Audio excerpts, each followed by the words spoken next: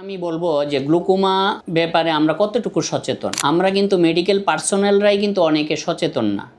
যেমন অনেকে যারা আমরা এই চোখের হাসপাতালে কাজ করি বা ক্লিনিকগুলিতে কাজ করি, আমরা অনেক সময় রোগীকে আসলে পরীক্ষা করার জন্য চোখের ড্রপ দিই। অনেক সময় চিকিৎসক বলে দেন যে আপনি কিন্তু এই ড্রপটা দিতে পারবেন না, বিশেষ করে অ্যাঙ্গেল ক্লোজার সাসপেক্ট বা অ্যাঙ্গেল ক্লোজার যাদেরকে আমরা হিসেবে ডিটেক্ট করি তাদেরকে কিছু পরীক্ষা দিই যে এই পরীক্ষাগুলি আপনি মনি বড় না করে করবেন।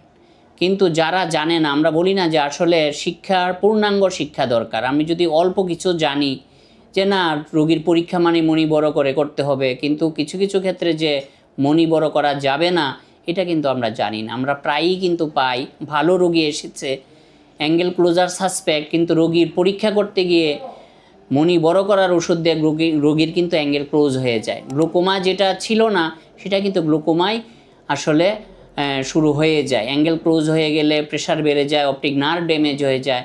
এই ব্যাপারে কিন্তু আমাদের সচেতন থাকতে হবে। তো ডাক্তার সাহেব যে চিকিৎসাপত্রে যেটা লিখে দিবেন লাল কালি দিয়ে অথবা মার্কিং করে দিবেন যে নো ডাইলেট, সেখানে ডাইলেটিং ড্রাগ দেওয়া যাবে না। ডাইলেটিং বা সাইক্লোপ্রেজিক ড্রাগ, ট্রোপিক্যামাইড, অ্যাট্রোপিন, হুমাট্রোপিন এই ড্রাগগুলি দেওয়া যাবে না। ধন্যবাদ।